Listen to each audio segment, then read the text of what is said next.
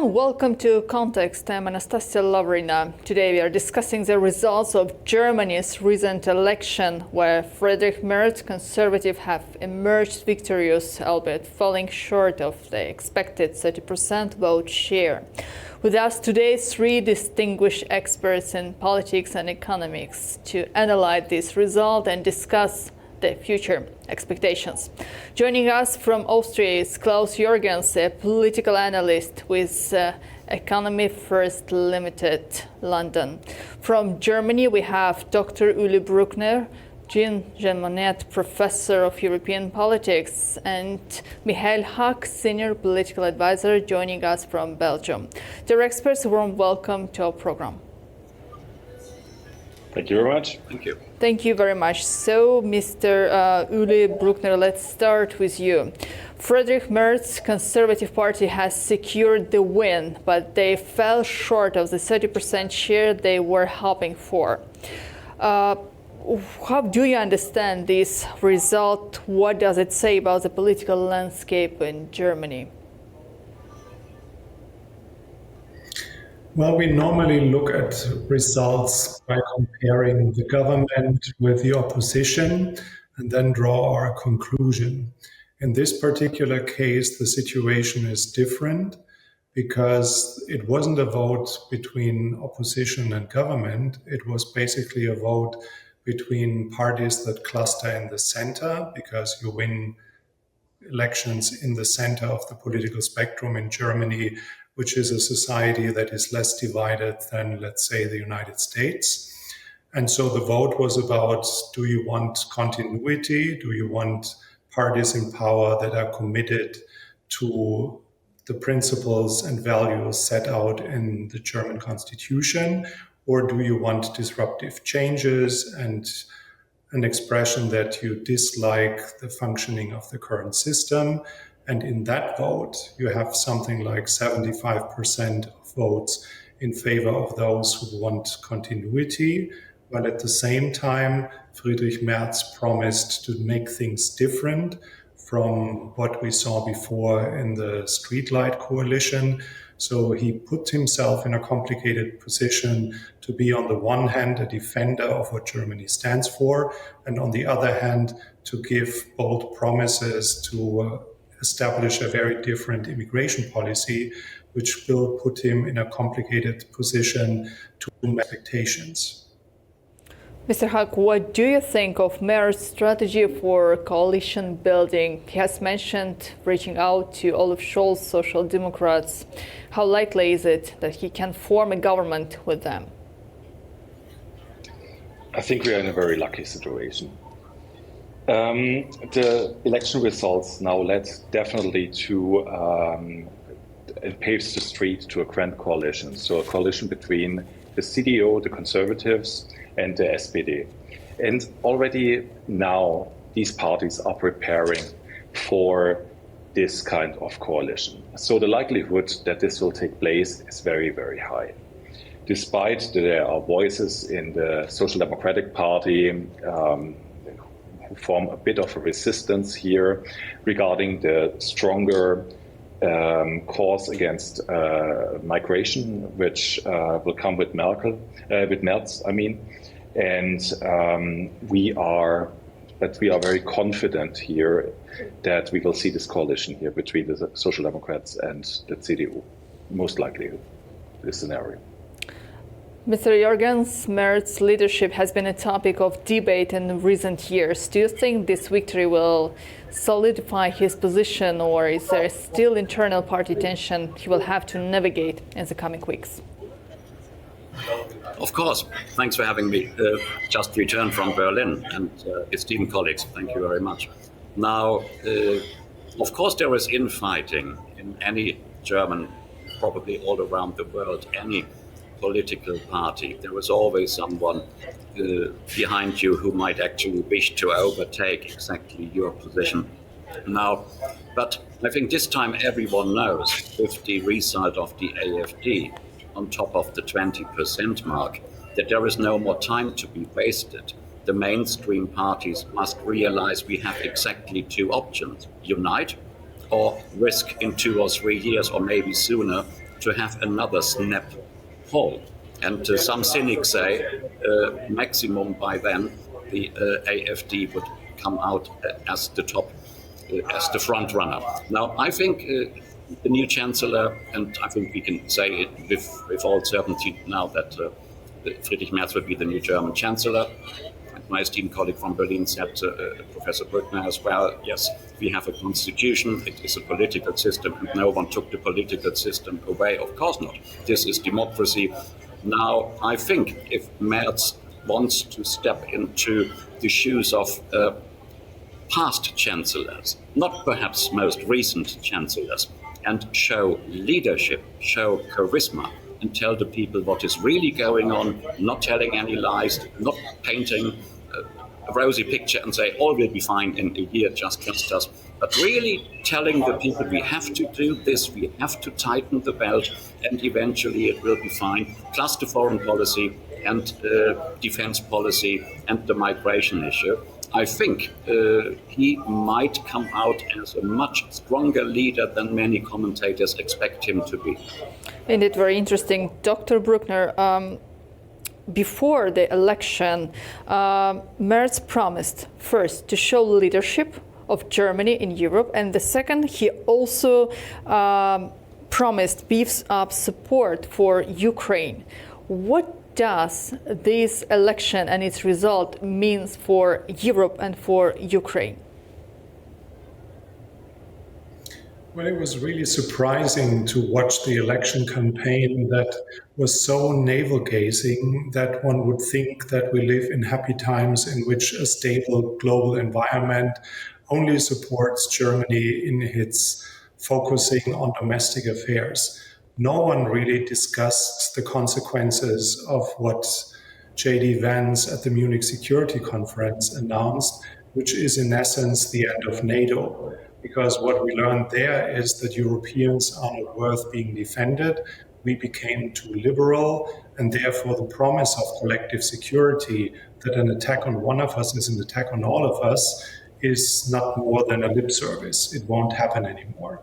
So that practically means that Germans, together with everyone else in the European Union, has to invest massively in declaring what Merz yesterday called the Declaration of Independence from the United States, nothing less than that.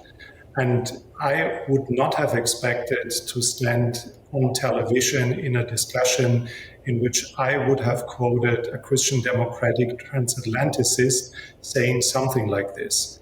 And this happens at times when we are stuck in the middle of preparing Germany from guiding its economy from a fossil-based into a renewable one, regaining competitiveness, reforming the digitization of the country that is like far behind, and a number of other important construction sites that costs a lot of money in times when we constructed a debt brake that even limits the room for maneuver any further. So as much as I sympathize with what Klaus-Jürgen said about leadership, the German political system isn't designed for strong leaders. It's an institutional architecture-based engineering model in which humans can be easily replaced, but we don't count on people who are larger than life or can walk on water. No one could practically a system like this just by charisma or leadership. Mr. Hack, what's your opinion about this issue, like the future development, strong Germany from political and economic perspectives? Already Merz's victory was welcomed by the leaders in Europe, for example, in France and the United Kingdom. At the same time, the statement about achieving independence from the United States and focusing on European Union stood out. What does this mean for the future of Europe and the relationship with the United States? Next task will be to reintegrate Germany in Europe and take a leadership role there.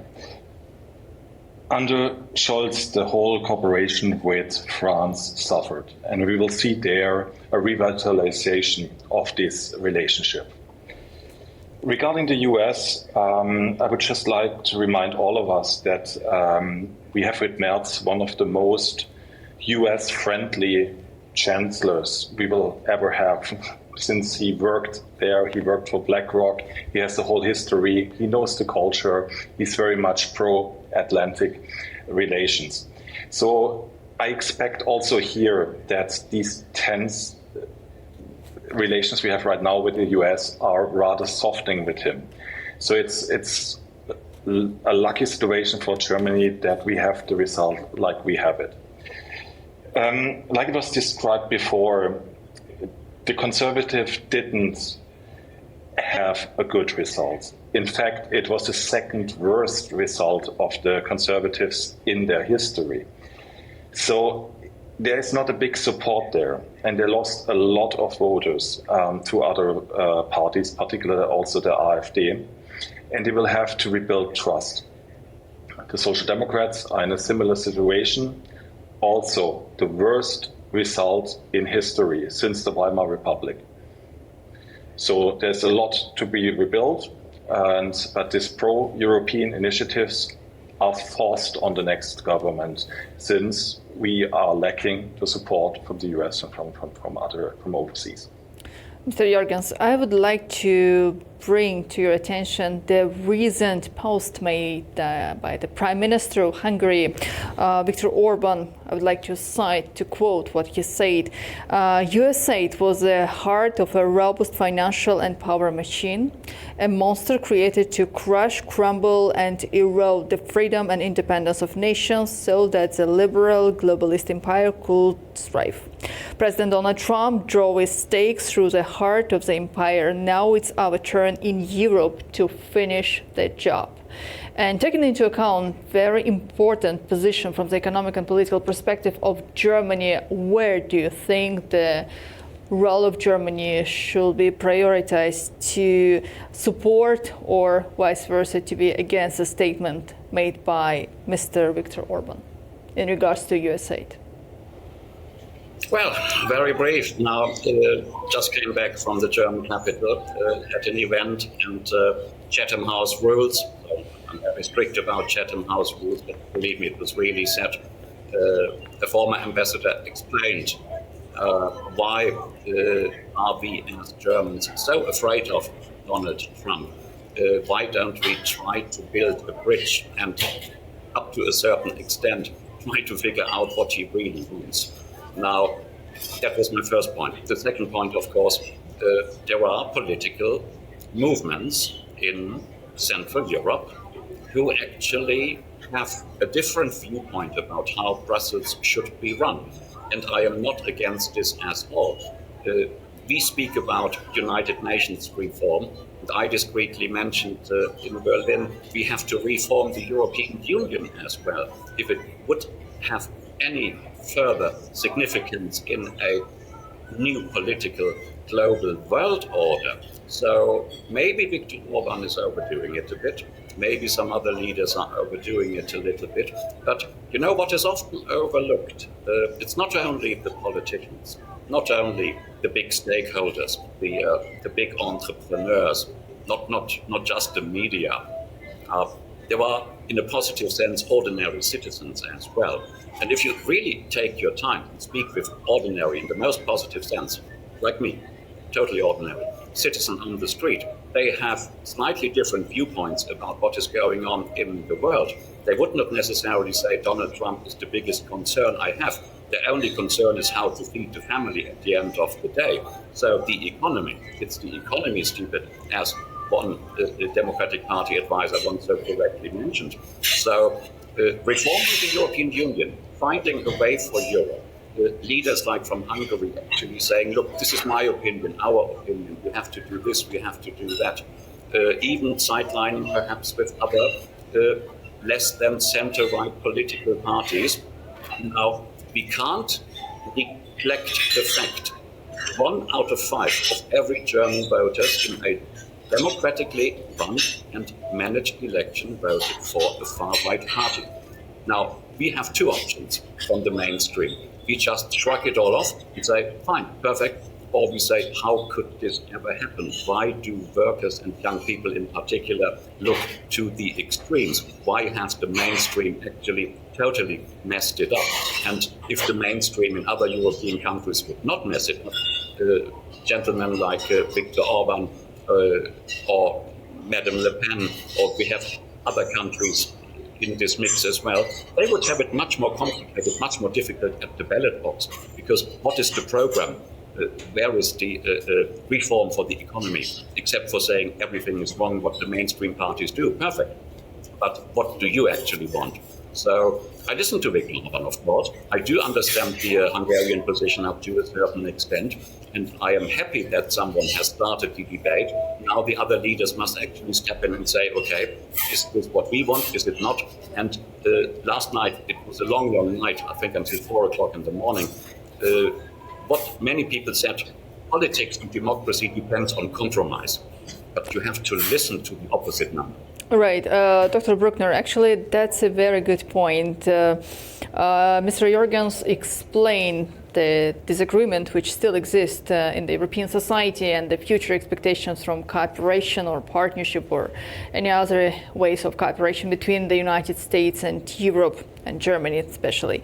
But coming back to the point which was brought by Mr. Orban about US aid or USAID, this structure, which was criticized highly in many countries, including the United States, do you expect Europe, in particular Germany, to work closer with the United States in these particular directions?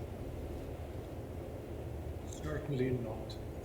And I would also question the idea that we should only listen to people who express common sense, because that legitimizes all kinds of crap that value-based and principle-based and rule of law-based system cannot tolerate.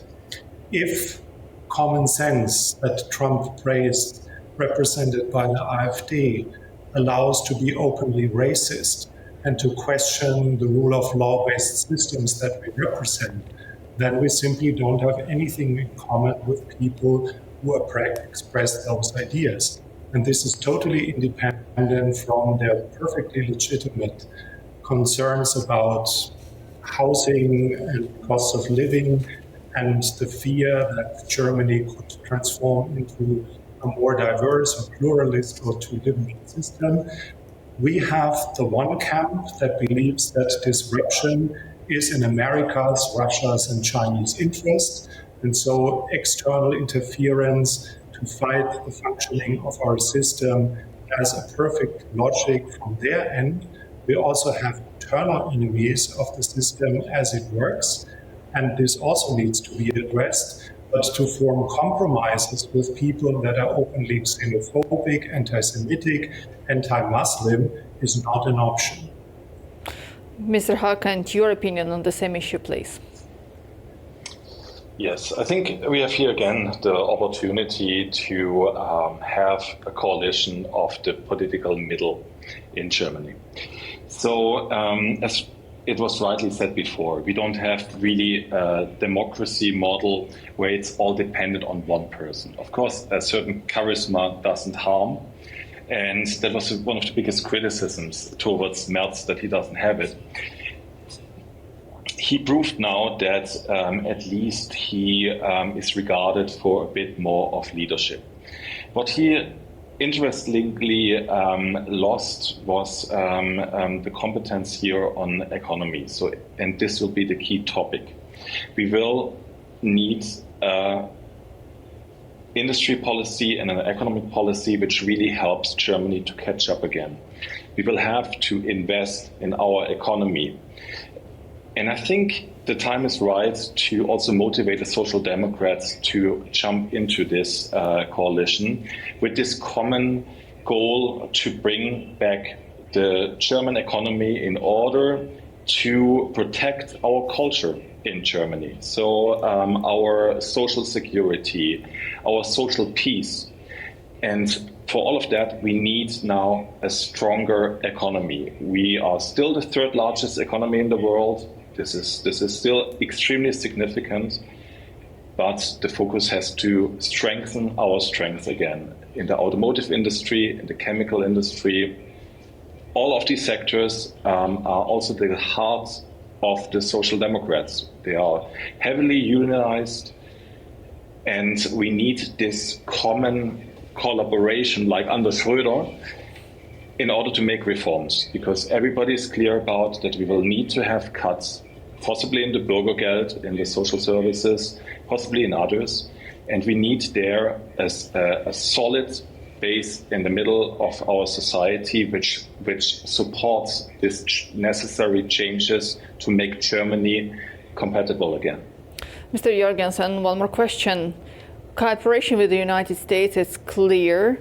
The position of Germany inside the European Union and its position to have more power, more independence in the future, it's right. But talking about the investments and outside cooperation, should they expect Germany to pay more attention to development of economic partnership with the countries like China, for example? Well, I think the recent speech by the Foreign Secretary was a good point. I followed it. I listened to it actually more than once. He was talking about artificial intelligence and why America has all the knowledge and all the IT and all the brain power to do everything, basically saying the rest of the world must follow and do exactly what we tell you, and we have the knowledge, technology anyhow. At the same time, I said to myself, fantastic, that's a wake-up call. In particular, Germany, with its engineering history, with its information technology history, even with its computer history, with its semiconductors history. I have a little bit of insight into this. Even if perhaps patents were made in America, many things were produced in Western Germany and later on United Germany. I don't think that Germany is now completely burning all transatlantic bridges and say, let the Americans do everything by themselves, we only work with China or other countries. But would it not be a good idea if Germany discovers what, for example, a nation like Turkey recently did, a 360 degrees foreign policy? Why not look east, west, north and south? Why not cooperate with everyone? And after the pandemic, we live in a new world. Nothing was ever the same and nothing will ever be the same again. Unexpected things happen. So why not say that we can still have transatlantic bridges, but we want to trade with China more. We want to trade with Africa in particular, often neglected by many politicians and commentators alike. There is a world waiting out there, both for German exports and of course for imports. But in order to do this, the manufacturing sector must be overhauled, it must be modernized, there must be new jobs, and people must actually be proud of made in Germany again. I'm not saying make Germany great again. I mean, I'm not in those copycat position. But what the American people, I think, up to a certain extent, really liked about Trump's election campaign was to give back a certain national pride, a certain understanding of what is a nation state. It doesn't have to be isolationist, the drawbridges, no. But perhaps Germany, after all these decades now, must finally wake up and say, look, we can promote democracy, and we actually live democracy, as Professor Brückner stresses too. And democracy is well and up and running, and now we have to make sure that our economy is up and running, as my esteemed other colleague here just said from Brussels. It is the economy, indeed. Without the economy, this next coalition, however it will be formed, with or without the Greens, will crumble sooner than later, and then we have a problem. Well, dear expert, thank you so much for joining our discussion today. Thank you for having me. Thank you very much. Just to remind, today with us we had Klaus Jürgens, political analyst, Economy First Limited, London, Dr. Ule Bruckner, German professor of European politics, and Michael Haag, senior political advisor. Dear viewers, do stay with A News and see you soon.